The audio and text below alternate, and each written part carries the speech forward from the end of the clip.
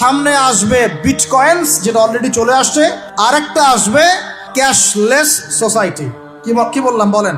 বলদ বলবে যে ভবিষ্যৎবাণী করে গেল, তো এরা ভবিষ্যৎবাণী করে গেল। আরে বর্তমান সম্পর্কে তুমি খবর রাখো না বলেই তো বর্তমানকে ভবিষ্যৎ মনে হয় তোমার। এটা বহু কান্ট্রিতে অলরেডি চালু হয়ে গেছে। এই যে আমাদের অনেক ভাই ব্যবসা করে, তারা চায়না যায়, কোরিয়া যায়, উত্তর কোরিয়া, দক্ষিণ কোরিয়া যায়, ওরা দেখে আসতেছে চায়না চালু করে ফেলছে অলরেডি। ক্যাশলেস সোসাইটি মানে হচ্ছে আপনি আপনার মুদ্রাকে সংরক্ষণ করতে পারবেন না। যদি বাহিরের চোখ দিয়ে আপনি দেখেন মনে হবে অর্থনীতি অনেক ভালো, ভিতরের চোখ দিয়ে দেখেন অর্থনীতি সুদ দিয়ে ভর্তি হয়ে গেছে। প্রত্যেক পদে পদেই সুদ। গাধাদেরকে আমি তো বুঝাতে পারি নাই। কাগজের টাকা আর এই যে আপনার এই ইলেকট্রনিক মানির কথা তো দীর্ঘদিন বলেছি, কিছু গাধা আছে এদেরকে বুঝাতে পারি নাই। এর মধ্যেও সুদ আছে, এর মধ্যে কি আছে? আর আমি কখনোই বলি নাই যে কাগজের টাকাটা হারাম। মিথ্যাচারে এরা যে পরিমাণ হাদিস জাল বানায়, এদের চেয়ে বড় জাল বানানো তোর কেউ নাই বাংলাদেশে। একটা কথাকে ঘুরাই ফিরে এমন ব্যাখ্যা শুরু করবে যে আপনি বিভ্রান্ত হয়ে যাবেন। একটা ইমোশন প্রকাশ করবেন, উহুদের প্রান্তে দাঁড়িয়ে একটা ইমোশন প্রকাশ করবেন, ও বানাই দিবে ও জান্নাতের ঘ্রাণ পেয়ে আসছে। আপনি বলবেন যে কাগজের টাকা নয়, মনিটরি সিস্টেমটা হারাম, ও বানাই দিবে ও বলেছে কাগজের টাকা হারাম।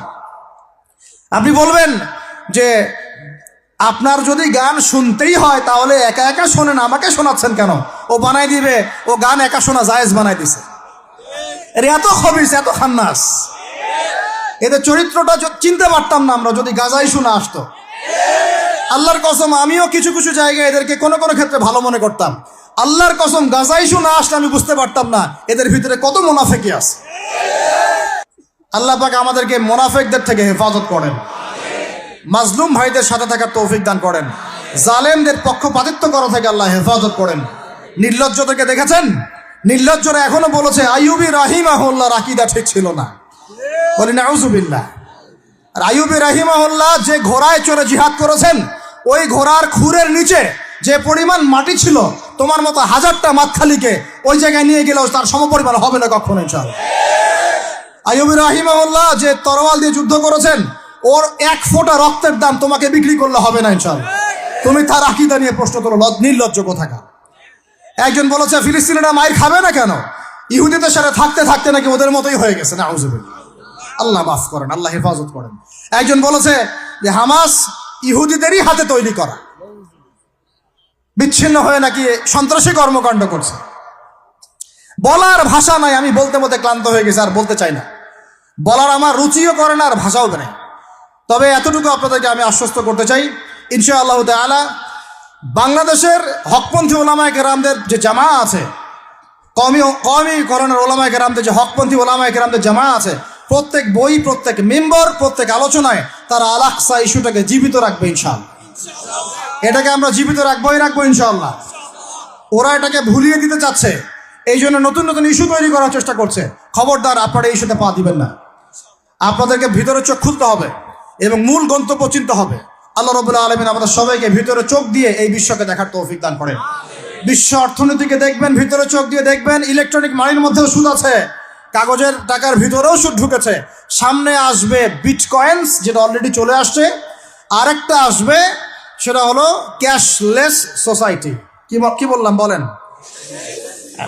বলদ বলবে যে ভবিষ্যৎবাণী করে গেল। আহলুল বলদ ওয়াল কিরদা, আহলুল হিমার ওয়াল কিরদা, তো এরা ভবিষ্যৎবাণী করে গেল। আরে বর্তমান সম্পর্কে তুমি খবর রাখো না বলেই তো বর্তমানকে ভবিষ্যৎ মনে হয় তোমার। এটা বহু কান্ট্রিতে অলরেডি চালু হয়ে গেছে।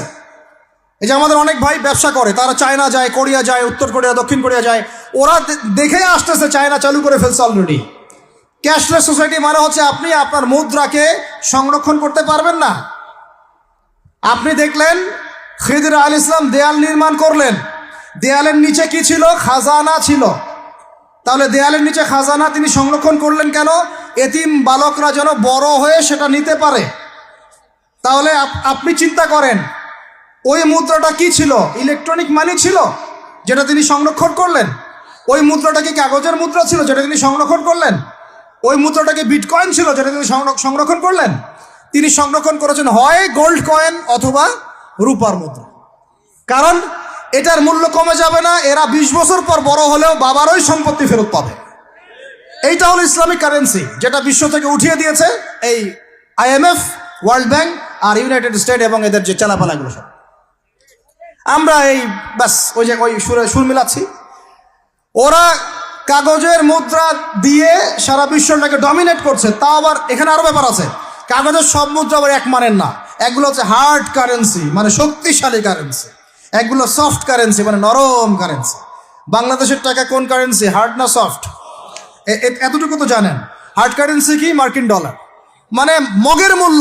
একটা কথা আছে না, মগের মূল্য। মগ কারা জানেন? যে যারা রোহিঙ্গাদেরকে মেরেছিল না, এদের বলে মগ। আপনারা তো এগুলো জানেন না। ছোটবেলা আমাদের বাবা মারা ঘুম পাড়াতো না, খোকা ঘুমালো পাড়া জুড়ালো, বর্গি এলো দেশে, মনে আছে? বুলবুলিতে ধান খেয়েছে, কি বলেন? তারপরে খাজনা দিব কিসে, মনে আছে? ধান ফুড়ালো, পান ফুড়ালো, কি জানি খাজনার উপায় কি, আর কটা দিন সবর করো নাকি রসুন। এখানে কি বোঝানো হয়েছে আপনি বুঝতে পারবেন না, তো ইতিহাস পড়তে হবে। খোকা ঘুমালো পাড়া জুড়ালো, বর্গি এলো দেশে। বর্গি মানে এই যে মগদেরকে বোঝানো হয়েছে। ওরা উগ্র ছিল, যেখানে যাইতো এরকম মঙ্গলদের মতো ম্যাসাকার করতো, ফসল বিনষ্ট করতো, ট্যাক্স নিত, জুলুম করতো। ওইটা ভয় দেখানো হতো। ওই জন্য ওদের মূল্যক, ওদের এই যে আগ্রাসনটাকে বলা হয় মগের মূল্যক। মগের মূল্যকের ব্যাখ্যা বুঝলেন? এগুলো মগের মূল্য। ওরা এখন হার্ড কারেন্সি দিয়ে মগের মূল্য। কিরকম? যে সারা বিশ্বের সফট কারেন্সিগুলো আমার কারেন্সি দিয়ে নির্ধারিত হবে। মানে আপনার 100 টাকা সমান সমান ওর $1, মগের মূল্য। কেন আমার 1 টাকা সমান সমান তোমার $1 হতে পারে না? হতে পারে না? এটা করতে দিবে না, কারণ এটা করলে আপনার অর্থনৈতিক অবস্থা অনেক সমৃদ্ধ হয়ে যাবে এবং আপনি তাদের সমান হয়ে যাবেন। আপনি যে দামে তেল কিনবেন তাকেও সে দামে তেল কিনতে হবে। তো ওরা এটা ধরিয়ে দিল। শুধু তাই না, IMF এর মাধ্যমে, ফেডারেল রিজার্ভের মাধ্যমে, ওয়ার্ল্ড ব্যাংকের মাধ্যমে তারা এটাকে আমরা দ্বিতীয় বিশ্বযুদ্ধের পরের কথা বলছি। ওই সময় ব্রেটন উড কনফারেন্স হয়েছে, পড়ে দেখবেন। ব্রেটন উড কনফারেন্স হয়েছে, মার্কিন ডলারকে সারা বিশ্বের রুলিং মানে কারেন্সি হিসেবে ওরা নির্ধারণ করলো, মগের মূল্য। এবং প্রত্যেকটা কারেন্সি এর আন্ডারে নিয়ন্ত্রিত হবে এবং টাকার মান, অন্যান্য মুদ্রার মান বাড়বে কমবে এর ভিত্তিতে, আপনার প্রবৃদ্ধির ভিত্তিতে নয়। এবং তার হাতে নিয়ন্ত্রণ থেকে যাবে। যদি আপনি বেশি বাড়াবাড়ি করেন, আপনার টাকার মান তারা কমাই দেবে। কয়দিন আগে ইলেকশনের আগে একটা শব্দ শুনেছিলেন অনলাইনে, স্যাংশন দিতে চাই, স্যাংশন, মনে আছে? হ্যাঁ, মনে আছে? কি জিনিস বুঝছেন আপনারা? কিছু ওটা বুঝেন না। অর্থনৈতিক নিষেধাজ্ঞা কিভাবে দিতে পারে? আপনার টাকার মান তারা কমাই দিবে। তখন 1 কেজি পেঁয়াজের দাম হবে 500 টাকা, 1 কেজি রসুনের দাম হবে 1000 টাকা, 1 ব্যারেল তেলের দাম হয়ে যাবে দেখবেন 10,000 20,000 টাকা। কিচ্ছু করতে পারবেন না। তুরস্কের মতো কান্ট্রি যখন ঘুরে দাঁড়ানোর চেষ্টা করছিল, ওদের লিরার মান তারা বাড়িয়ে দিল একদম। ওটা তো মনে হয় 12,000 পর্যন্ত চলে গেছে। ইনফ্লেশন বলি আমরা এটাকে, মুদ্রাস্ফীতি, ওটা প্রায় 12,000% পর্যন্ত বেড়ে গিয়েছিল। বলি নাউজুবিল্লাহ। এগুলো জুলুম, অর্থনৈতিক জুলুম। বাইরের চোখ দিয়ে দেখলে মনে হবে সুন্দর চলছে সবকিছু, ভিতরের চোখ দিয়ে দেখা শিখলে বুঝবেন অর্থনৈতিক ক্ষেত্রে এই বিশ্বে এই জায়নিস্টরা, ইহুদি খ্রিস্টানরা সবচেয়ে বেশি জুলুম করেছে।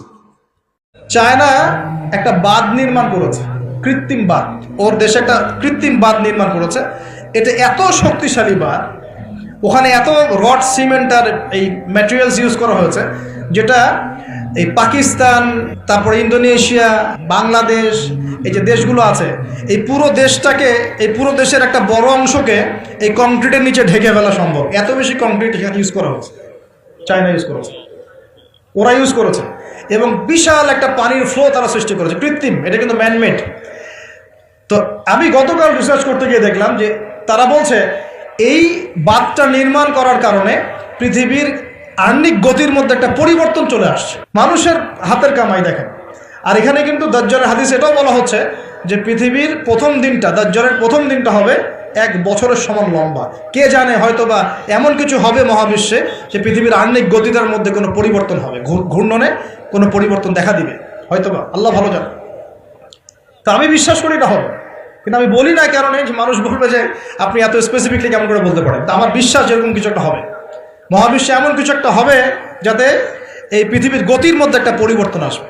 না হলে দাজ্জালের একদিন কেমন করে 1 বছরের সমান হতে পারে? সাহাবীরা প্রশ্ন করলেন, ইয়া রাসূলুল্লাহ, আমরা তখন নামাজ কেমন করে পড়বো? নবীজি বললেন অনুমান করে পড়ে নিবে, তোমরা এস্টিমেট করে করে অনুমান করে পড়ে নিবে যে কতটুকু সময় পর পর ওয়াক্ত হচ্ছে। তার মানে সাহাবীরা নামাজে তখনও সচেতন ছিলেন। তারপর দেখেন ইয়াতাকারাবু জামান, নবীজি এটাও বলছেন দাজ্জালের দ্বিতীয় দিনটা হবে এক মাসের সমান, আর তৃতীয় দিনটা হবে এক সপ্তাহের সমান, বাকি দিনগুলো হবে তোমাদের দিনের মতোই। এটা হবে, বিশ্ববাসী দেখবে এগুলা। বিশ্বের সামনে ভয়ঙ্কর কিছু ঘটনা ঘটা এখনো বাকি আছে। বিশ্বটা এমন থাকবে না, এখন যা দেখছেন সব এমন থাকবে না। নবীজি বলছেন জ্ঞান উঠে যাবে যখন, এটা উঠে যাচ্ছে দিন দিন। মানুষকে এখন শেখানো হচ্ছে মানুষ বানর থেকে সৃষ্টি হয়েছে। এগুলো জ্ঞান, এগুলো জ্ঞান। ইসলামের জাজল্যমান ইতিহাসগুলোকে মানুষ ভুলে যাচ্ছে, এগুলো জ্ঞান। মানুষকে শেখানো হচ্ছে সমকামিতা ভালো জিনিস, এগুলো জ্ঞান।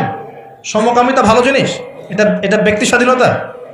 শেখানো হচ্ছে মানুষকে যে পর্দা এগুলো কুসংস্কার, পর্দা কি কুসংস্কার, এগুলো জ্ঞান। জ্ঞান কাকে বলে? ওয়ুকবাদুল ইলম, মানে জ্ঞান উঠে যাচ্ছে, কবজ করে নেওয়া হচ্ছে।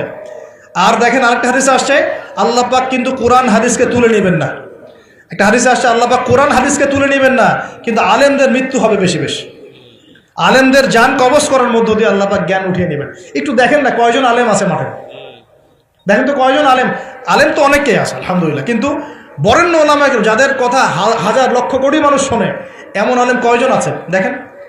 আস্তে আস্তে প্রবীণ আলেমরা সব চলে যাচ্ছে। আর যে প্রজন্ম আমরা তৈরি করছি, এই প্রজন্মের কতজন ইলম অর্জন করে ওই চ্যালেঞ্জ বুকে নিয়ে জাতিকে সংস্কারের জন্য নেমেছে দেখেন একটু। আমাদের উপর দুনিয়া পেয়ে বসেছে।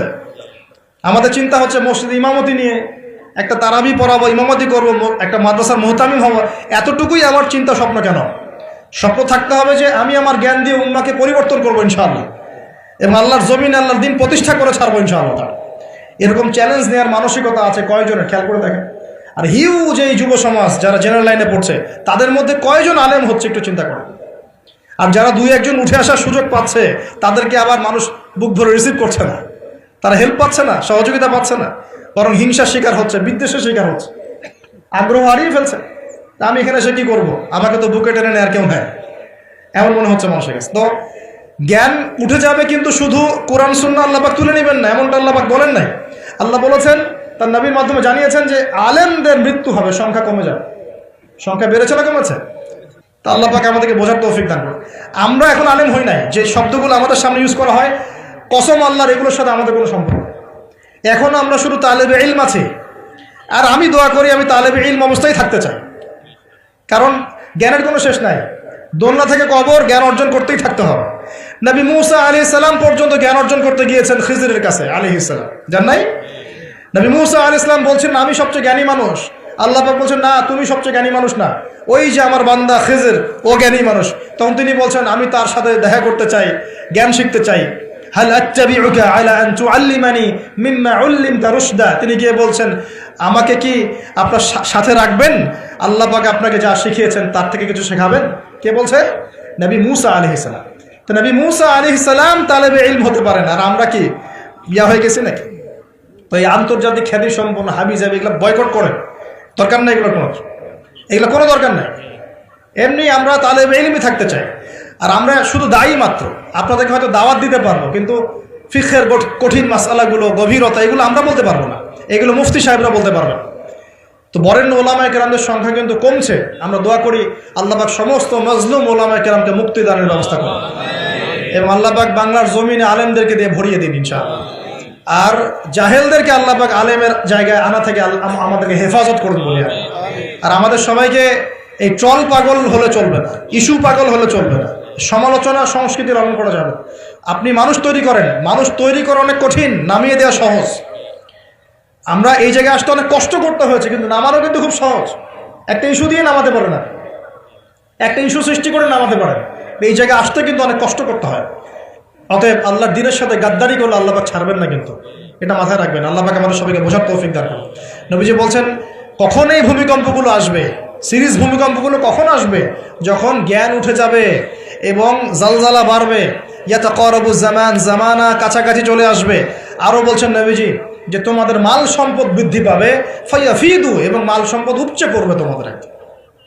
দিন দিন দেখছেন না যে যার স্যান্ডেল কেনার টাকা ছিল না, সে এখন উঁচু উঁচু বিল্ডিং তৈরি করতেছে, দেখেন না? এটাই তো নবী সাল্লাল্লাহু আলাইহি ওয়াসাল্লাম হাদিস জিবরিলে কি বলেছেন? ওয়ান তারাল হুফাতাল উরাতাল আলাতা রিয়া আশ-শাইয়া তাতাওয়ালুনা ফিল বুনিয়ান। নবীজি বলছেন কিয়ামতের অন্যতম নিদর্শন হচ্ছে সমাজের নগ্ন পদের খালি গায়ের রাখাল শ্রেণীর মানুষ উঁচু উঁচু বিল্ডিং নির্মাণের প্রতিযোগিতা করবে। এমনটা হচ্ছে না? সম্পদ বাড়ছে মানুষের, এটাও একটা কিয়ামতের সাইন। নবীজি আরো বলছেন ওয়াজাহরাতিল কায়নাত ওয়াল মুগান্নিয়াত, এবং বেশি বেশি বাদ্যযন্ত্র এবং নায়িকা নর্তকী এগুলোর সংখ্যা বাড়তে থাকে। পাচ্ছে না এগুলো পাচ্ছে। এই সময়ে নবী সাল্লাল্লাহু আলাইহি ওয়াসাল্লাম বলছেন যে এই জালজালাগুলো আসতে থাকবে। এটা একটা হাদিস। একটাতে আসছে যে নবী সাল্লাল্লাহু আলাইহি ওয়াসাল্লাম বলছেন লা ইয়াশরাবান্না নাস মিন হাযিহিল উম্মাহ আল খামর, আমার উম্মতের মধ্যে কিছু মানুষ মাদক দ্রব্য পান করবে, সবাই না, কিছু মানুষ মাদক দ্রব্য পান করবে। ওয়া ইউসাম্মুনাহা বিগাইরি ইসমিহা, এবং সেই মাদকের নাম তারা পরিবর্তন করে খাবে। খাচ্ছে না মানুষ এখন? মদকে মদ বলছে না।